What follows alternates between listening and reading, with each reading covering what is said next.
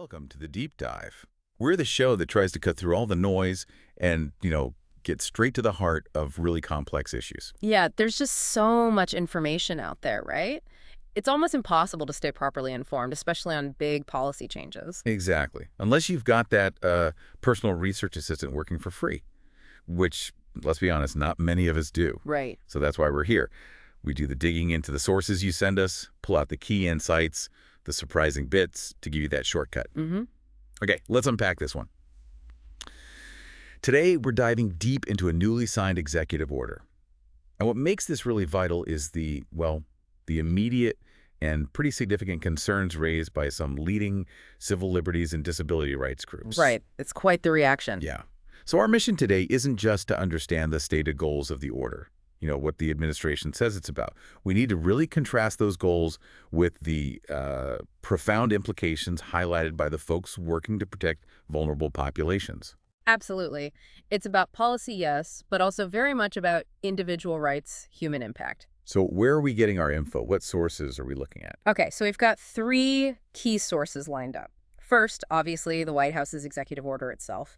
It's officially titled Ending Crime and Disorder on American Streets. Okay. Then we've got a really strong counter-narrative. Press releases from the American Civil Liberties Union, the ACLU. Right. A major voice there. Definitely. And finally, we'll be looking closely at a joint statement. This comes from a coalition, a pretty formidable one, of national disability rights groups. Think the National Disability Rights Network, the Bazelon Center for Mental Health Law, groups like that. Got it.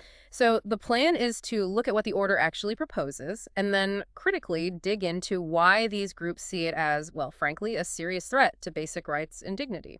Okay, let's start right at the top then. The executive order itself, signed July 24, 2025. It frames the problem in a very specific way. From the administration's view, what's the issue this order is trying to solve? Well, from the White House perspective, this EO is their answer to what they describe as endemic vagrancy, disorderly behavior, sudden confrontations, and violent attacks. They're saying these things have made American cities unsafe. Okay, so a focus on public disorder. Exactly. The order explicitly states that previous approaches to homelessness just haven't worked. And they point to a number, 274,224 individuals living on the streets in the last year of the previous administration. They claim that's the highest ever recorded. And crucially, the EO makes another claim that the overwhelming majority of these people are addicted to drugs, have mental health conditions, or both. It cites figures like nearly 2/3 reporting hard drug use and a similar number reporting mental health conditions. So they're directly linking homelessness, substance use, and mental health to this idea of public disorder. Very directly. It frames the whole issue primarily as a public order and safety problem. Okay, so if that's how they define the problem, what's the core solution proposed in the order? It mentions restoring civil commitment. What does that actually mean? Yeah, this is a really significant part, restoring civil commitment. The order basically tells the Attorney General, working with the Secretary of Health and Human Services, to actively try and get federal or state court decisions reversed. Reverse. Yeah, precedents, and also to terminate consent decrees. Those are, those court-ordered agreements often used to make sure government bodies follow the law, especially around civil rights. Okay, so they want to undo existing legal protections. That seems to be the aim. The stated policy is to encourage civil commitment. And the goal, explicitly stated, is shifting homeless individuals into long-term institutional settings for humane treatment. Long-term institutional settings. Right. Specifically for those who, quote, pose risks to themselves or the public, or are living on the streets and cannot care for themselves.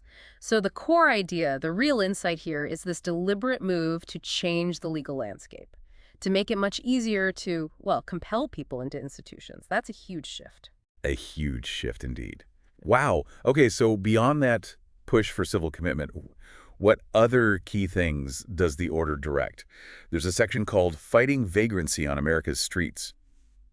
It's pretty broad. It is broad. It clearly says federal grants should prioritize states and cities that actively enforce prohibitions on open illicit drug use, things like urban camping and loitering, and also urban squatting.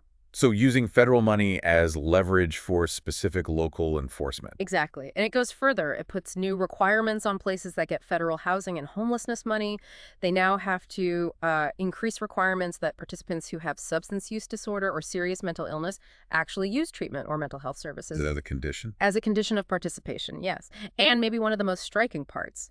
It directs the Justice Department to look into and potentially sue, civilly or criminally, recipients who operate drug injection sites or allow illicit drug use on their property. And they could freeze their funding. They could freeze their assistance. Yeah, it's essentially, weaponizing federal funding to push these specific policies and behaviors. Wow. That's a strong tactic. What about data? You often see data collection tied to these kinds of initiatives. Is that mentioned? Oh, yes. You're right to flag that. The EO includes a provision saying the Secretary of Housing and Urban Development, HUD, along with others, may collect health-related information, and that's from all assistance recipients. All of them. Health information. Health-related information, yes. Yeah. And here's the kicker. It explicitly says HUD may require those funding recipients to share such data with law enforcement authorities. Oh, okay. That raises immediate red flags. Sharing health data with law enforcement. Huge red flags for civil liberties groups, absolutely. They see it as massive overreach into the private health details of really vulnerable people, blurring the lines between social services and, policing. Yeah, I can see why. And finally, the order talks about redirecting federal resources toward effective methods. What does that signal for programs that might, have a different approach, maybe one focused on harm reduction? It signals a very clear ideological turn. The EA specifically states that discretionary grants for substance use disorder cannot fund harm reduction or safe consumption efforts. So defunding those directly. Defunding them. The order actually describes these programs as only facilitating illegal drug use. So it's a definitive move away from these public health approaches that have, gained a lot of traction and evidence supporting them in recent years. It seems like it's focusing heavily on enforcement, on the visible symptoms, maybe. That's a good way to put it. It leans heavily towards addressing the visible symptoms rather than, say, tackling root causes through prevention or different kinds of support models. Okay, so that's the EO. Now, here's where it gets, as you said, really interesting, the reaction. The ACLU, the American Civil Liberties Union, they put out a press release almost immediately. What was their take? Swift and incredibly sharp. The title of their release says it all. ACLU condemns Trump executive order targeting disabled and unhoused people. Just unambiguous. Targeting them directly, they say. That's their framing. Scout Katovich, a senior staff attorney there, said, and I'm quoting, "Every action this administration takes displays remarkable disdain for the rights and dignity of vulnerable people." So they didn't just disagree on policy points. They saw this as a fundamental attack. So while the EO frames it as safety and order, the ACLU immediately frames it as a human rights violation, a direct counter-narrative. And what about the specific idea of forcing people into treatment or institutions? How did they respond to that? Katovich was very direct on that, too. Quote, "Pushing people into locked institutions and forcing treatment won't solve homelessness or support people with disabilities. The exact opposite is true. Institutions are dangerous and deadly, and forced treatment doesn't work." Dangerous and deadly. Strong words. Very strong. Their critique isn't just about whether it's effective, it's about dignity, autonomy. They argue institutionalization itself is harmful, strips liberty, and echoes, historical abuses. It's not just ineffective in their view, it's actively harmful. Inhumane. So if they're saying that doesn't work, what alternatives does the ACLU actually propose in their statement? They must be suggesting something. Oh, absolutely. They're not suggesting inaction. Their solutions come from a completely different place. They call for safe, decent, and affordable housing, equal access to medical care, and crucially, voluntary community-based mental health and evidence-based substance use treatment from trusted providers. Voluntary and community-based, that seems key. Entirely. The focus is on choice, on support within the community, preserving autonomy, not confinement. Housing and healthcare are the real solutions from their perspective, not coercion. Now, the ACLU also linked this ESO to other policy concerns, specifically mentioning H.R. 1, referring to it as the big, beautiful bill designed to gut Medicaid. Can you explain that connection? Why is H.R. 1 relevant here? Yeah, this link is, it's really crucial to understanding the full picture the ACLU is painting. They point out that H.R. 1 cuts about $1 trillion from Medicaid. That could mean they estimate at least 12 million people losing coverage. 12 million. Wow. Yeah. And their source stresses Medicaid is a lifeline for over 70 million people, including more than 15 million people with disabilities. But here's the critical link to the EO. Okay. Medicaid is also the #1 payer for addiction and mental health services. Oh. So what the ACLU is suggesting is this kind of chilling alignment. You slash the main funding source for mental health and addiction care, which creates or worsens the very problems the EO then proposes to solve through coercive measures like institutionalization. So cutting resources, then using the resulting problems to justify harsher measures. That's the implication they draw. They see homelessness fundamentally as a policy failure, often driven by a lack of accessible healthcare and support. And they argue that weaponizing federal funding, like this EO does, especially after cutting healthcare access via something like H.R. 1, is just a double blow. It won't solve anything, it just punishes people. That's a really disturbing connection they're making there. Okay, let's bring in the other major voice of opposition, the Coalition of National Disability Groups, the National Disability Rights Network, Bazelon Center, and others. They also frame this as taking away civil liberties. Yeah. What's their main angle, specifically from a disability rights standpoint? Their main concern right off the bat is that this EO appears aimed at upending decades of established Supreme Court precedent. Yeah. Precedent that established basic protections against, arbitrarily locking people up just because they have a disability. So they see it as a direct challenge to established law. Absolutely. Jennifer Mathis from the Bazelon Center put it very powerfully. She said, "We cannot go back to the times when people's liberty could be taken away with no rhyme or no reason, or for reasons like revenge or punishment." They're emphasizing that the government, including the executive branch, has to follow these Supreme Court decisions. It's not optional. They're grounding their argument firmly in legal history. Yeah. Did they provide specific examples? You mentioned precedent. They did, and it's a really stark reminder. They brought up the case of Kenneth Donaldson. This was a man locked up against his will in a Florida state hospital. For how long? 15 years. 15 years with very little justification. He wasn't dangerous. His family had him committed. The Supreme Court eventually ruled unanimously for him back in 1975. It was landmark. What did the court say? The court basically said that just having a mental illness doesn't mean you can't prefer your own home over an institution. And crucially, the state cannot constitutionally confine, without more, a non-dangerous individual who is capable of surviving safely in freedom. So a fundamental right to liberty, even with a disability, if you're not dangerous and can survive outside. Exactly. And these groups see the EO's push for easier civil commitment as directly threatening that hard-won principle, a principle established through the suffering of people like Donaldson. So when the EO talks about wanting maximally flexible commitment standards, how do these disability groups read that? What does flexible mean in practice from their perspective? They read maximally flexible as code for rolling back protections. They state flatly it will set treatment of citizens with disabilities back by decades, and they point to current problems to show what happens when systems lack safeguards. Like what? Well, they cited recent reports. Disability Rights Montana in 2022 found serious issues with how people with mental health disabilities were treated. And Disability Rights California, just this year, 2024, found people with mental health disabilities just languishing in jail, not even charged for the crime, costing millions. Languishing in jail uncharged. Right, so they argue that this kind of flexibility the EO wants often just means less protection, more arbitrary confinement, echoing the very abuses the Donaldson ruling was meant to stop. Those examples really drive home the potential human cost. So, like the ACLU, what solutions are these disability groups pushing for instead?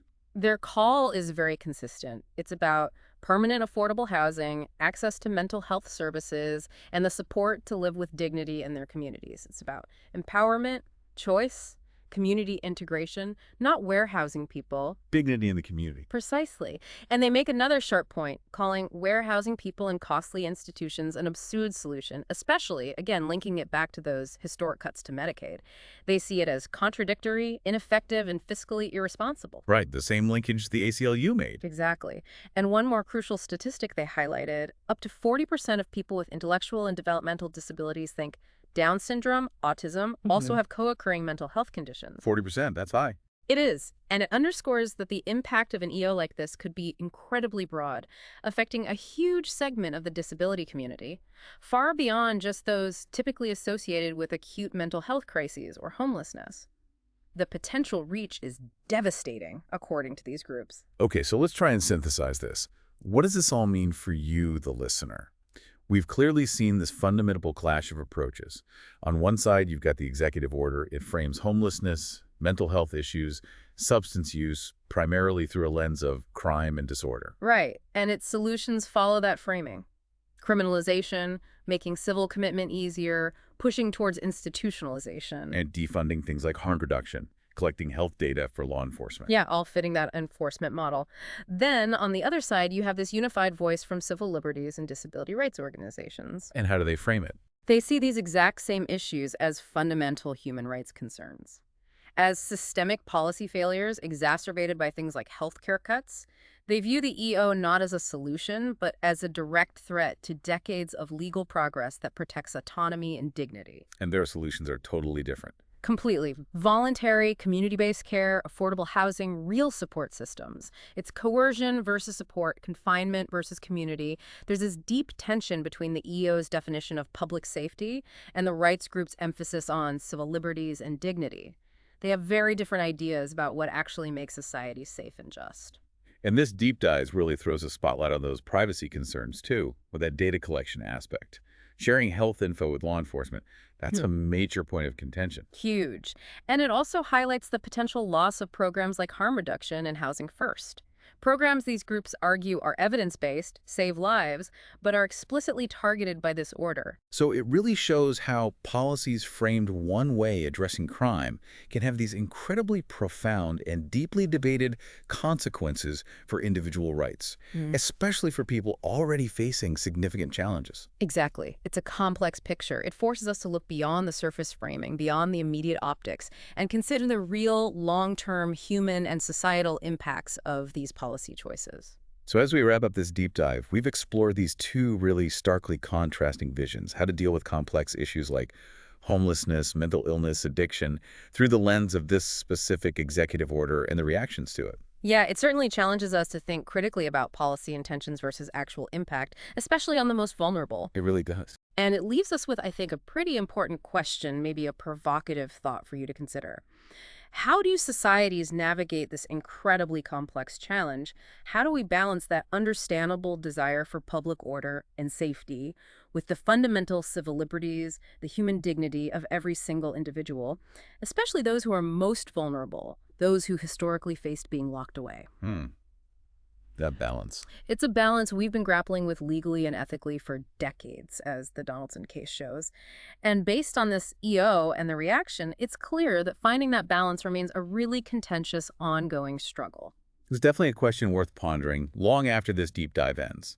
We hope exploring these different approaches, these conflicting sources, gives you a clearer picture and encourages you to think about those potential long-term impacts. Maybe even explore more about community-based care or the history of disability rights. Yeah, there's always more to learn. Thanks for joining us on The Deep